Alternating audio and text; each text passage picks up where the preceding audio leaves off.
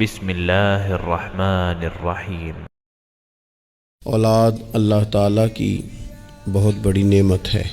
انسان جب صاحب اولاد ہوتا ہے تو خدا کی خاص رحمت اس کے شامل حال ہوتی ہے، لیکن اس کے ساتھ ساتھ انسان کے لیے یہ بہت بڑی آزمائش بھی ہے۔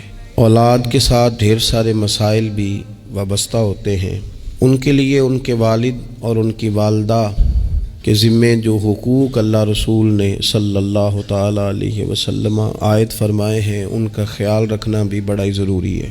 ہمارے ہاں یہ ہوتا ہے کہ ماں باپ یقیناً اولاد کے لیے اچھا ہی سوچتے ہیں، لیکن چونکہ ہماری سوچیں ہمیشہ دنیا داری کے گرد گھومتی ہیں اور ہمارے زمانے میں کامیابی کا معیار ہی لوگوں نے اقتدار کو، مال کو، جاہ و حشمت کو بنا لیا ہے، تو پھر اپنی اولاد کے لیے بھی لوگ اسی کے حصول کو سب سے بڑا سرمایہ سمجھتے ہیں اور ہمیشہ بچوں کی یہی تربیت کرتے ہیں کہ انہیں مال کیسے جمع کرنا ہے، انہیں کس طرح سے معاشرے کے اندر حصول اقتدار کے لیے یا بڑے مناصب کے لیے کوشش کرنی ہے۔ نتیجہ یہ نکلتا ہے کہ ایک عجیب سی مادہ پرستی ماحول میں پیدا ہو جاتی ہے۔ اسلام تربیت اولاد کے حوالے سے ہماری جو رہنمائی کرتا ہے تو وہ ساری باتیں اس میں شامل ہیں۔ بچوں کو آپ رزق حلال کمانے کی تلقین 100% کریں گے، انہیں اس فن سے ضرور آگاہ کریں کہ وہ کبھی کسی کے دستے نگر نہ رہیں، کہیں انہیں ہاتھ نہ پھیلانا پڑے، لیکن ان کی روحانی، اخلاقی، مذہبی تربیت یہ بھی اللہ تعالیٰ نے ماں باپ کے ذمے لگائی۔ یا ایھا الذین آمنوا قوا انفسکم واہلیکم نارا، اے ایمان والو خود بھی دوزخ سے بچو اور اپنے گھر والوں کو بھی دوزخ کی آگ سے بچاؤ۔ ایسے اسباب اپنے بچوں کو سکھاؤ کہ کہیں وہ جہنم کے راستے پر نہ پڑ جائیں۔ ان ساری راہوں کا انہیں تعین کر کے دو جو جنت کی طرف جاتی ہیں۔ ان کی جو اخلاقی زندگی ہے، ان کے کردار و عمل کا جو حسن ہے، اس کے لیے تم اپنے بچوں کی تربیت کرو۔ ہمارے ہاں اگر پہلی بات تو یہ ہے کہ ہم بچوں کو بار بار اسی بات کی طرف گامزن کرتے ہیں اور مثالیں بھی دیتے ہیں، تو اس طرح کی دیتے ہیں کہ فلانے کا بیٹا دیکھو کتنے پیسے کما رہا ہے، فلاں کا بیٹا دیکھو کتنے بڑے عہدے پر فائز ہو گیا ہے، اور فلاں کا بچہ دیکھو کتنا شہرت پا گیا ہے۔ تو پہلے تو مثالیں ہی دنیا داری کی، اور اگر دین کے لیے ہم قائل کرنا بھی چاہتے ہیں تو کچھ مثالیں سنا کر، کچھ باتیں بتا کر، کچھ تقریر سنا کر۔ تو یاد رکھیے گا، تقریریں گھر سے باہر چلتی ہیں، گھر کے اندر عمل چلتا ہے۔ بچوں کی دینی اور روحانی تربیت کرنے کے لیے سب سے پہلے ماں باپ کو دینی اور روحانی زندگی گزارنی پڑے گی۔ بچے جس طرح باپ کو وقت پر ڈیوٹی پہ جاتا ہوا دیکھتے ہیں، انہیں اپنے باپ کو وقت پر اٹھ کے نماز پڑھتا بھی دیکھنا پڑے گا۔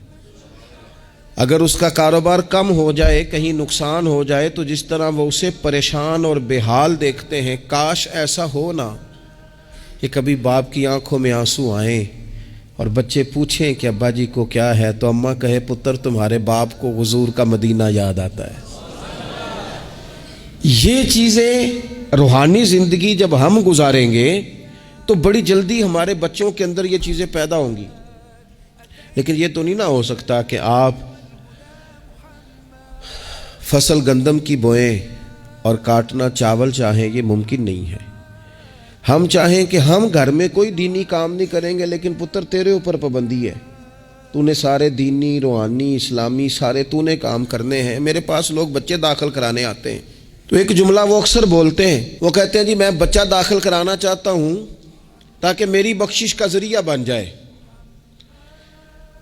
تو میں کہتا ہوں یہ بات آپ کی ٹھیک ہے، حدیث پاک میں الفاظ موجود ہیں کہ اللہ تعالیٰ والدین کو اعزاز دے گا، لیکن آپ ماشاءاللہ باشعور ہیں۔ اگر آپ کو اس بات کا شعور ہے نا کہ بچے کی وجہ سے حافظ قاری علامہ صاحب کی وجہ سے میری بخشش ہو جائے گی، تو اور بھی تو کئی چیزیں بخشش والی ہیں، آپ عمل کیوں نہیں کرتے؟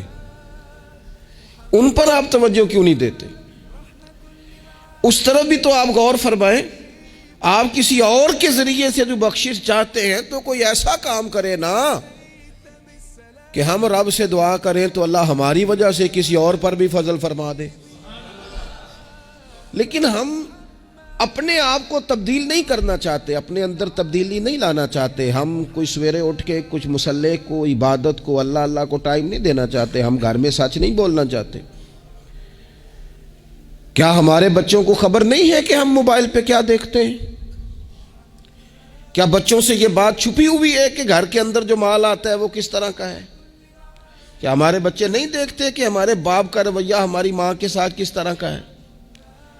کیا وہ چیزیں بنظر غائب غور سے ملاحظہ نہیں کرتے کہ ہماری اماں کا رویہ اپنے میکے کے حق میں کیا ہوتا ہے اور باپ کے والدین کے حق میں کیا ہوتا ہے؟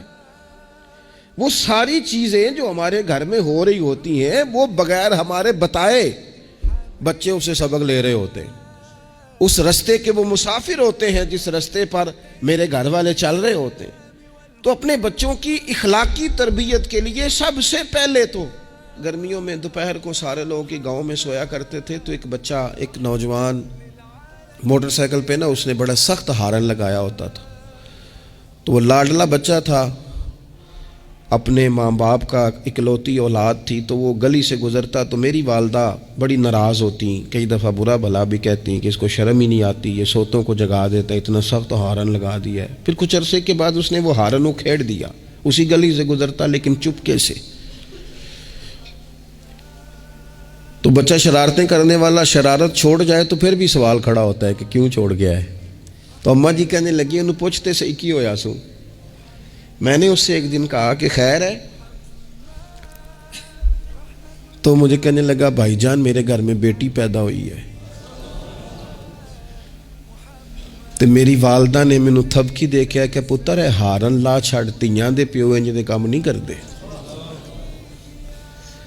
میں اب صاحب اولاد ہوں تو اگر میرا کردار اس طرح کا ہوگا تو پھر لہجہ کیا ہوگا؟ میں نے چھوڑ دیے سارے کام چونکہ میرے گھر میں بیٹی آ گئی ہے اور میری ماں نے مجھے کہا ہے کہ بیٹیوں کے باپ کا یہ لہجہ نہیں ہوتا. ان کے انداز بڑے شستہ، بڑے صاف ہوتے ہیں چونکہ گھر میں بیٹی نے آنکھ کھولنی ہے، اس نے وہ رنگ دیکھنا ہے.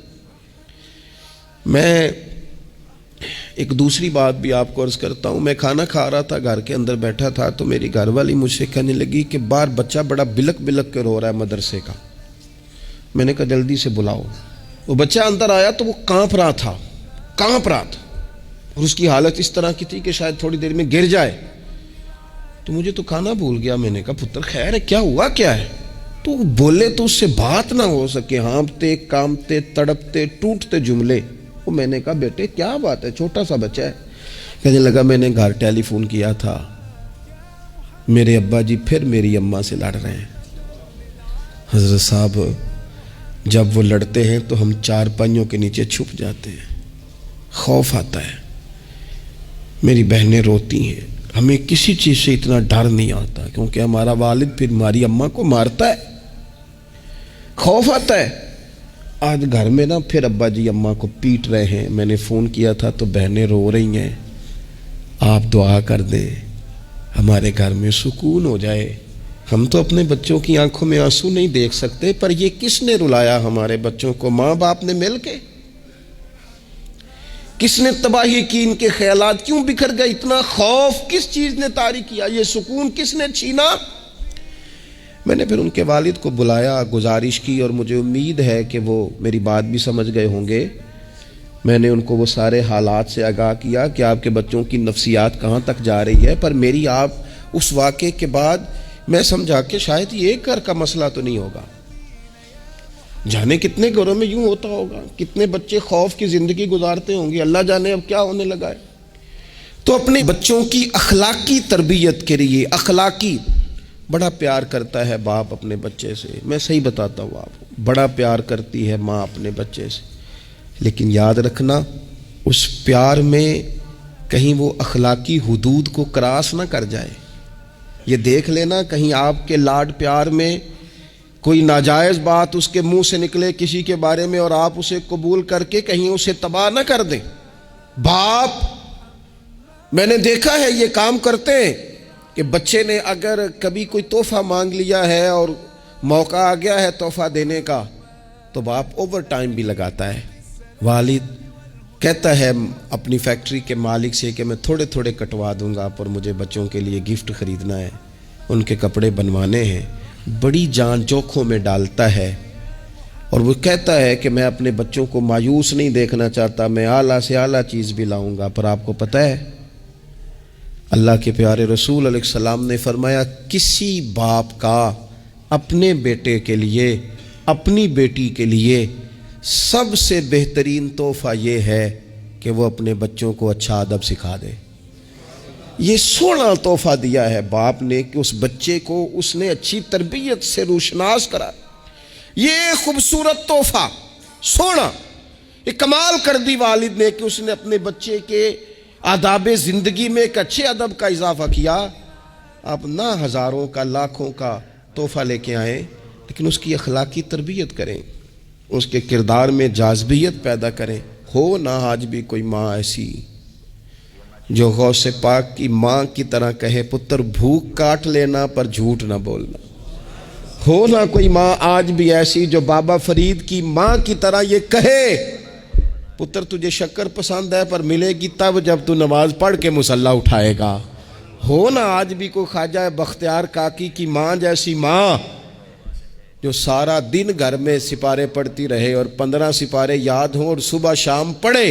او خدا کے بندو کچھ چیزیں ایسی ہیں جو کردار کی روشنی سے نور پاتی ہیں، جو صرف عمل کے حسن سے دنیا کو حسین کر دیتی ہیں. بچوں کی روحانی تربیت، اخلاقی تربیت، ہم جو بچوں کو سبق دے رہے ہیں وہ محدود زندگی کا دے رہے ہیں.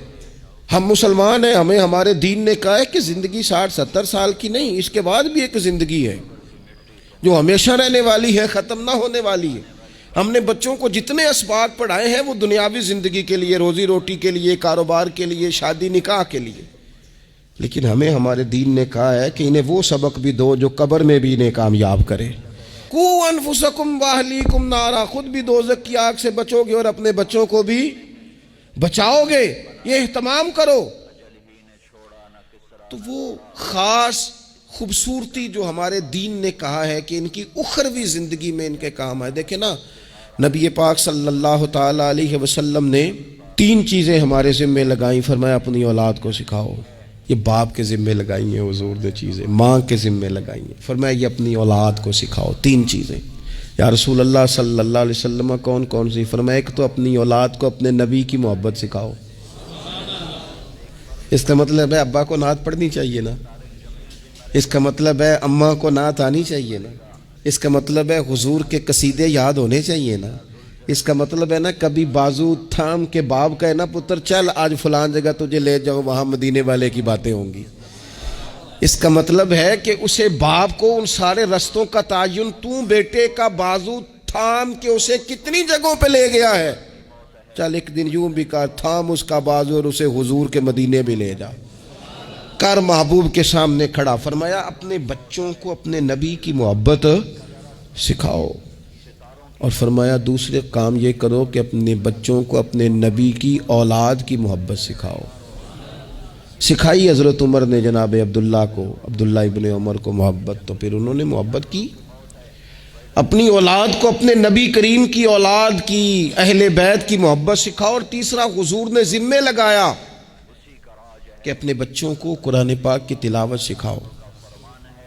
یہ ماں باپ سکھائیں، پہلے خود سیکھیں پھر اپنے بچوں کو سکھائیں. انہیں کہ پتر آ بیٹھ میرے پاس بیٹھ کے قرآن شریف پڑھ، میں تجھے پڑھاتا ہوں. تلاوت کلام مجید تو ہر مسلمان کے لیے صحیح تلفظ سے سیکھنا ضروری ہے، تو پہلے سیکھیں پھر سکھائیں. تو ان کی اخلاقی تربیت، روحانی تربیت، 2 انسان کی تربیت کے مزاج ہوتے ہیں، ایک اس کی ظاہری تربیت ہوتی ہے، ایک اس کی باطنی تربیت ہوتی ہے. اس کے ظاہر کا بھی خیال کریں. نبی پاک علیہ السلام کے سامنے ایک بچہ کھانا کھا رہا تھا تو جہاں سے مرضی کھا رہا تھا، تو اللہ کے پیارے رسول صلی اللہ تعالی علیہ وسلم نے فرمایا سیدھے ہاتھ سے کھاؤ اور اپنی سائیڈ سے کھاؤ، اللہ تمہیں برکت عطا کرے گا. بچوں کو اخلاق کا، آداب کا طریقہ بھی بتایا جائے. ہمارے ہاں نا شادی سے واپس آ کر، محفل سے واپس آ کر بچوں کو ڈانٹا جاتا ہے کہ آج تو آپ نے بڑی انسلٹ کرا دی، آپ کو روٹی نہیں کھانی آئی۔ تو بھئی یہ بچوں کو آپ ڈانٹے نہیں، یہ تو آپ کو چاہیے تھا کہ اس سے پہلے سکھایا جاتا کہ کھانا کیسے ہے، بیٹھنا کیسے ہے، جانا کیسے ہے، کسی سے سلام کلام کیسے کرنا ہے۔ یہ ڈانٹنے کی بات ہے؟ یا استاد کو چاہیے تھا کہ اپنی کارکردگی پر غور کرتا، بجائے اس کے کہ اپنی کارکردگی کو دہرایا جائے۔ الٹا آپ اس شخص کو ڈانٹ رہے ہیں جو زیر تربیت ہے۔ اور پھر بعض اوقات یہ ہوتا ہے کہ بچوں کو اس طرح ڈانٹا جاتا ہے، ہمارے صوفیاء نے لکھا ہے جب بچے پہ غصہ آئے تب اسے سزا نہیں دینی، ایک دن بعد سزا دو یا کچھ گھنٹوں کے بعد، اس لیے کہ غصے میں جو سزائیں دی جاتی ہیں وہ حد سے کراس کر جاتی ہیں۔ بچوں کو مناسب انداز میں سزا دینا بھی شریعت میں موجود ہے۔ سب سے زیادہ حضور پیار کرتے ہیں امت سے، لیکن نبی پاک صلی اللہ تعالی علیہ وسلم نے فرمایا 7 سال کے بچے کو نماز کا کہو اور 10 سال کا نہ پڑھے تو سزا دو، اسے مناسب حد تک تنبیہ کرو، سزا دے کے بھی پڑھاؤ، چونکہ عمر ایسی ہوتی ہے آپ کو فصل کو پانی بھی دینا پڑتا ہے اور جڑی بوٹی کو کاٹنا بھی پڑتا ہے۔ اب کو بندہ کہ نہیں میں بڑے مہربان طبیعت کا مالک ہوں جی، میں جڑی بوٹی کیسے کاٹوں؟ تو بھئی جڑی بوٹی کو کاٹنا بھی فصل سے پیار ہی ہے، اس پر بھی توجہ ہونا چاہیے۔ ایک مناسب مقدار میں آپ کسی چیز کو بھی رکھیں، افراط اور تفریط سے پاک، بچے کو مناسب حد تک آپ تنبیہ کریں، اس کی ظاہری باطنی تربیت پر توجہ دیں۔ حضرت عمر بن عبدالعزیز رحمۃ اللہ علیہ کے والد مصر میں ہوتے تھے، اور جناب عمر بن عبدالعزیز حضرت صالح بن کسان رحمۃ اللہ علیہ ایک محدث تھے، ان کے پاس مدینہ طیبہ میں تعلیم حاصل کرتے تھے۔ تو آپ نے اپنے استاد صاحب کے پیچھے عصر کی نماز پڑھی تو ایک رکعت آپ کی لیٹ تھی، اٹھ کے آپ نے نماز پوری کی تو حضرت صالح بن کسان محدث تھے، عالم تھے، حدیث پاک کو جاننے والے، وہ حضرت عمر بن عبدالعزیز سے کہہ رہے ہیں بچپن ہے اور والد مصر میں۔ انہوں نے پوچھا بیٹا کہاں تھے؟ نماز میں ایک رکعت میں نے دیکھا کہ آپ نے دیر سے نماز پڑھی ہے۔ تو عرض کرنے لگے میں حضور کنگھی کر رہا تھا۔ بعض بچے آئینے کے سامنے کھڑے رہتے ہیں پھر بڑی بڑی دیر ہی کھڑے رہتے ہیں، کنگھی کر رہا تھا تو ذرا دیر ہو گئی۔ حضرت صالح بن کسان رحمۃ اللہ علیہ نے ان کے والد کو مصر میں خط لکھا، فرمانے لگے جوانی بھی ہے، موقع بھی ہے، فرصت بھی ہے، اور ابھی بھی آپ کا بیٹا جماعت سے نماز نہیں پڑھتا۔ مصر میں خط گیا، آج جب میں نے پوچھا ہے تو اس نے کہا میں کنگھی کر رہا تھا۔ اتنے معمولی سے کام کے لیے اس نے تکبیر اولیٰ چھوڑ دی۔ اب وہاں مصر میں بیٹھے والد نے یہ نہیں کہا کہ مولوی صاحب آہستہ آہستہ ٹھیک ہو جائے گا، آپ کو کیا ہو گیا ہے، کوئی بات ہے کرنے والی؟ انہوں نے وہاں سے گھوڑے پہ بندہ دوڑایا، بندہ مدینہ طیبہ آیا، اس نے کہا جاتے ہی عمر بن عبدالعزیز کو لے جانا حجام کے پاس اور اس کے سارے بال اتروا دینا، اور اسے کہنا پتر جن بالوں کی وجہ سے نماز رہ جائے ان بالوں کو سر پہ نہیں رہنا چاہیے، تیری جماعت کی رکعت رہ گئی پتر، اتنا بڑا کام، اللہ کے حضور حاضری کا موقع تھا۔ پھر اس کا ریزلٹ کیا نکلا؟ حضرت عمر بن عبدالعزیز بادشاہ بنے، 39 سال عمر میں انہوں نے پوری امت کو خیر سے بھر دیا۔ حشام بن عبد الملک کے بھی 11 بیٹے تھے، جناب عمر بن عبدالعزیز کے بھی 11 بیٹے تھے۔ حشام جب دنیا سے گیا تو ہر بیٹے کو 10 لاکھ دینار آئے، اور جناب عمر بن عبدالعزیز جب دنیا سے گئے تو 11 بیٹے تھے اور 6 دینار تھے، اور جاتی دفعہ کہنے لگے پتر اپنے باپ پہ شکوہ نہ کرنا، تمہارا باپ بزدل تھا، 2 رستے تھے، یا تو میں اپنے لیے جہنم کٹھی کرتا اور تمہارے لیے جائیداد بناتا، لیکن میں بزدل تھا، دوزخ سے ڈر گیا، میں جائیداد نہیں بنا سکا، اپنے باپ کو معاف کر دینا۔ تو بچے کہنے لگے ابا جی ہم جس گلی سے گزرتے ہیں لوگ اٹھ کے کھڑے ہو جاتے ہیں کہ نیک باپ کی اولاد جا رہی ہے، اچھے باپ کے بچے جا رہے ہیں، ہمیں کوئی ضرورت نہیں جائیدادوں کی۔ وہ شخص جو یہ بیان کرتا ہے نا کہ 6 دینار چھوڑ گئے تھے، وہ کچھ کفن دفن پہ لگ گئے، کچھ اور کسی کام لگ گئے، 6 دینار کل بچے بچوں کے پاس، 11 بیٹوں کے پاس، لیکن وہ شخص کہتا ہے وہ جو 10 لاکھ دینار حشام بن عبد الملک کے بچوں کو آئے تھے، وہ مسجدوں کے سامنے بھیک مانگا کرتے تھے، کیونکہ جب بچوں کو بنا اس طرح کا دیا گیا کہ کھانے میں پینے میں موج میں اڑا دیا مال، اور یہ جو 6 دینار 11 بیٹوں کو دے کے گیا، رب نے اتنی برکت دی کہ ایک ایک بیٹا ایک ایک وقت میں 100 گھوڑے مال کے بھرے ہوئے رب کے رستے میں خیرات فرمایا کرتے۔ اصل دولت اولاد ہے، اصل دولت اس کا اخلاق ہے، اصل دولت اولاد کی اخلاقی تربیت ہے۔ ایسا نہ ہو کہ مال کمانے کے چکر میں اصل دولت سے ہاتھ دھو بیٹھے، ایسا نہ ہو کہ بینک پیسوں سے بھر جائے اور ہماری اولاد ہاتھوں سے نکل جائے، ایسا نہ ہو کہ ہم نے یاروں کو ٹائم دے دے کے تو بڑی دور نکل گئے ہم، لیکن ہمارے بچے کے ذہن میں چند سوالات تھے، ہم انہیں مطمئن نہیں کر سکے، ہم نے نوکروں کے ذمہ ڈال دیا، فلانے کے ذمہ ڈال دیا، چچا کے ذمہ ڈال دیا، وقت نہیں دیا، ٹائم نہیں دیا۔ کائنات میں سب سے مصروف زندگی رسول کریم کی ہے، پر حضور تو انہیں کندھوں پر بھی بٹھایا کرتے تھے، نماز میں بھی بچے ساتھ آ جاتے تھے اپنی، اور پھر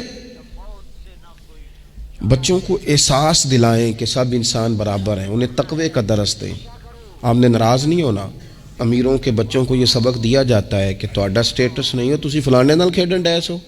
حضرت عمر کے زمانے میں ایک گورنر کے بیٹے نے ایک غریب کے بیٹے کو مارا تھا، تو حضرت عمر نے نا گورنر صاحب کو معزول کر کے اونٹ چرانے پہ لگا دیا۔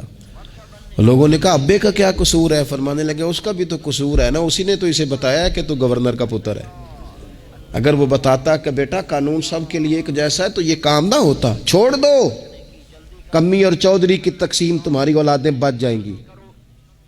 چھوڑ دو امیر اور غریب کا فرق، بچے متقی اور پرہیزگار ہو جائیں گے۔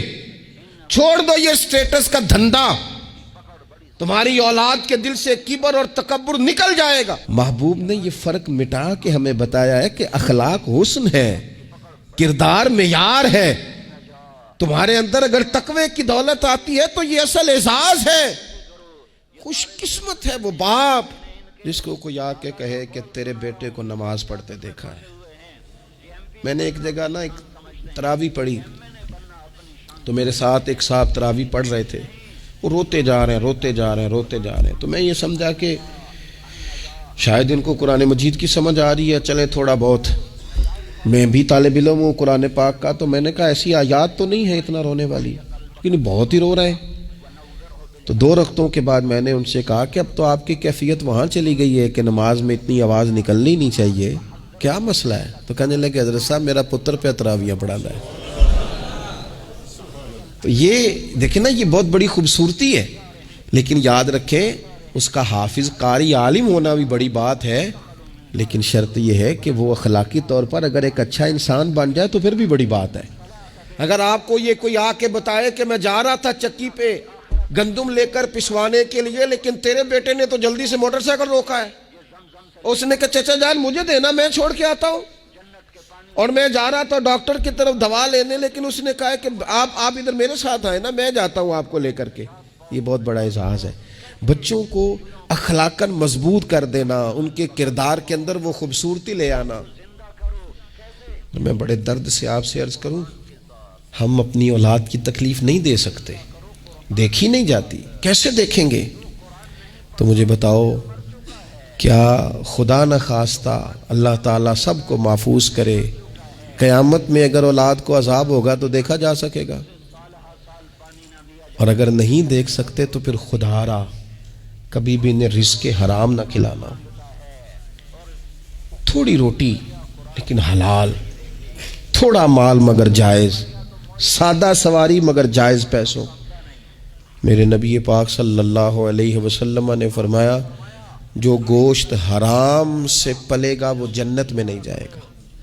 اپنے بچوں کے لیے رزق حلال کا بندوبست کریں، جس طرح ڈھونڈ کے لاتے ہو نا بچوں کے لیے اچھا گوشت، ڈھونڈ کے لاتے ہو نا بچوں کے لیے وہ غذا جس میں ملاوٹ نہ ہو، ڈھونڈ کے لاتے ہو نا بچوں کے لیے وہ والا کھانا جو غیر معیاری نہ ہو، معیاری ہو، ڈھونڈ کے لاتے ہو نا خالص چیزیں اپنے بچوں کے لیے، اسی طرح ان کے لیے طیب اور طاہر رزق بھی لے کے آؤ، تاکہ ان کے اندر روحانیت پیدا ہو، تاکہ تقوی کی روشنی دوڑے۔